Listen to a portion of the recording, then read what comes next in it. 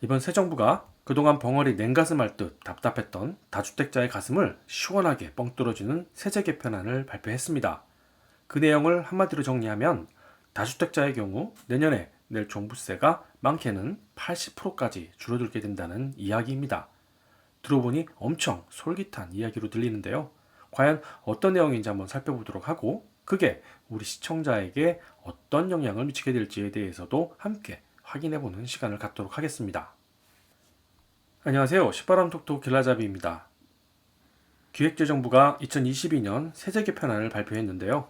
그 제목만 살펴봐도 이번 정부는 지난 정책과는 다른 방향으로 달리고 있다는 생각을 들게 합니다. 그렇게 생각하는 이유가 바로 이 제목 때문인데요. 바로 부동산 세제 정상화라는 것입니다. 이게 무슨 뜻이겠습니까?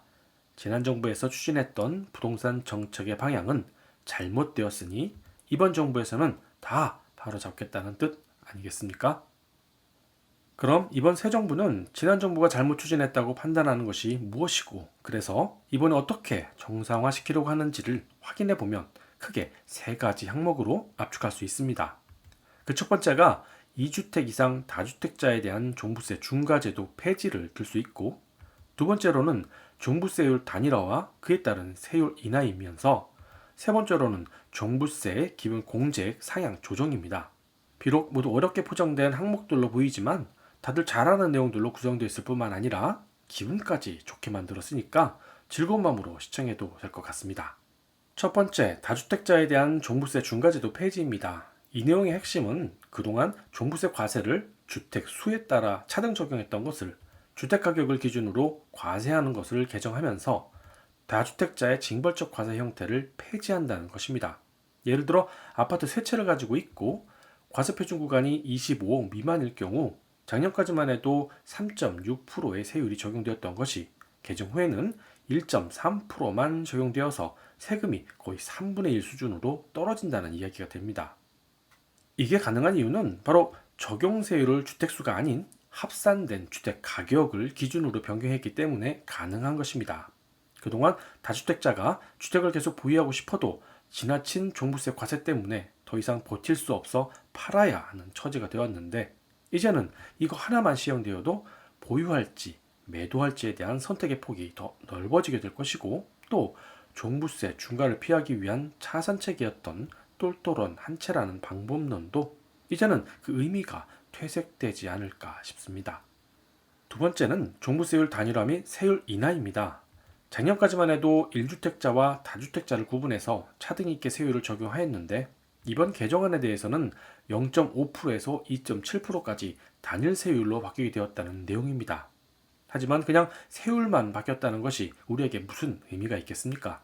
여기서 우리가 알아야 할 핵심은 바로 종부세 세율이 작년보다 모든 구간에서 낮아졌기 때문에 예전 2019년도의 수준으로 되돌아갔다라는 것입니다. 한마디로 이것도 이번 새 정부가 어떻게 하든 종부세를 깎아주었다는 것이 핵심이죠. 세 번째는 종부세 기본 공제금 상향 조정입니다. 얼핏 들으면 뭔가 올라가서 기분 나쁘게 들리기도 하지만 사실은 세금 깎아주겠다는 의미입니다. 종부세는 공시가격에서 공제금액을 뺀 뒤에 세율을 적용하기 때문에 공제금액이 커지면 커질수록 세금이 상대적으로 줄어들게 됩니다. 이에 따라서 작년까지는 1주택자에게는 11억 원을, 다주택자에게는 6억을 공제해 주었습니다. 하지만 이번에는 이것을 11억 원을 12억 원으로 6억을 9억으로 상향 조정하는 바람에 그만큼 종부세가 낮아지는 효과가 생기게 되는 것이죠. 여기에 하나 더 덧붙이면 세부담 상한도 단일화되었다는 점입니다. 혹시 연말에 나올 우리 집 종부세 한번 계산해 보겠다고 열심히 공식에 넣어서 계산해 보고는 너무 많이 나와 맘상해하고 있었는데 연말에 고지서에 나온 금액이 계산했던 것보다 훨씬 적게 나오는 바람에 혹시 국세청이 실수한 건 아닌가 싶어 혹시 세금 더 내라고 내심 마음 졸인 적은 없으신가요? 사실 그게 국세청에서 실수한 것이 아니고 방금 말씀드린 것처럼 세부담 상한이라는 것이 있어서 1주택자의 경우 아파트 가격이 너무 가파르게 올라서 계산된 세금이 전년보다 150% 이상 올랐을 경우 그 이상은 됐고 딱 150%만 받겠다고 하는 것이었습니다. 그래서 200% 이상 계산되었어도 50%는 버리고 150%만 국세청에서 고지한 것이지요. 따라서 괜히 마음 졸일 필요는 없습니다. 아무튼 지난 정부에서 1주택자에게는 150%, 다주택자에게는 300%를 적용하던 세부담 상한선을 이번 정부에서는 그 한도를 150%로 단일화한다고 했으니 다주택자 입장에서는 절반으로 줄었기 때문에 그만큼 세금 감면의 혜택을 받을 수 있을 것 같습니다. 이렇게 종부세 3가지 개정안에 세부담 상한까지 적용할 경우 부자만 내는 세금이라고 했던 종부세의 감세 효과가 확실하게 나타나기 때문에 야당 입장에서는 정반대의 부동산 정책이라는 것을 빌미삼아 부자 감세라고 비판하기에 이르렀습니다. 그럼 도대체 얼마나 세금 감면을 받길래 이렇게 부자 감세라고까지 하면서 야단 법석을 떨까 싶은데요. 그래서 한번 계산해 봤습니다. 그 사례로 서울의 2채와 대전의 1채를 가진 총 3주택을 가진 다주택자가 작년에 낸 종부세와 내년에 낼 종부세가 얼마인지 계산해 보고 그 세금을 비교해 보면 쉽게 이해할 수 있을 것 같습니다. 그 계산한 결과 3주택을 가진 다주택자는 작년에 1억 3,200만 원의 종부세를 냈던 것이 이번 개정안을 통해 내년에는 2,100만 원의 세금만 부과될 예정으로 약 84%, 그러니까 세금 약 1억 1,100만 원이 절감되는 것으로 확인되었습니다. 이게 가능한 이유는 바로 주택수와 상관없이 공시 가격 기준으로만 세금을 매겼기 때문입니다. 2주택자의 경우는 또 얼마나 세금 혜택이 있을까요? 작년엔 종부세 3,600만 원을 내었던 것이 내년엔 겨우 424만 원으로 약 88% 절감되는 것으로 확인되었습니다. 이렇게 사례를 통해서 확인할 수 있듯이 이번 새 정부는 종부세 개편안에 대해서만큼은 정말 시원한 정책을 내놓은 것 같습니다. 이렇게 우리는 새 정부의 정책 의지를 알았으니 이제는 이런 정부의 방향전환이 우리에게 어떤 영향으로 되돌아오게 될지 한번 알아봐야 하지 않겠습니까? 그래서 첫 번째로 확인하는 것이 바로 다주택자가 주택을 매도할 계획인가 라는 것입니다. 지난 부동산 정책은 다주택자에게는 굉장히 혹한의 기간이었습니다. 갑자기 증가한 종부세 과세 정책 때문에 수천만 원씩 가는 세금을 더 이상 버티지 못하고 집을 내놓으려고 하더라도 양도세로 최대 82.5%를 세금으로 내놓으라고 하니 가지고 있을 수도 그렇고 팔 수도 없는 최악의 상황이었는데 이번 정부는 이런 다주택자의 출구 전략을 위해서 양도세 중과 한시적 배제라는 것을 시행해서 다주택자의 매물이 자연스럽게 공급으로 전환될 수 있도록 유도하였습니다. 하지만 참 시기적으로 도움받지 못했던 것 같습니다.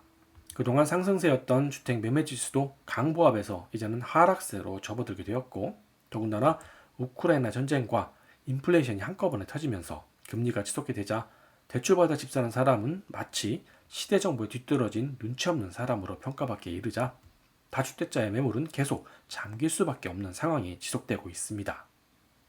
그런데 다주택자 입장에서 한편으로는 금리 인상으로 인해 대출이 버거워 매매를 시도하는 사람은 그리 많지는 않다는 것에 주목할 필요가 있습니다.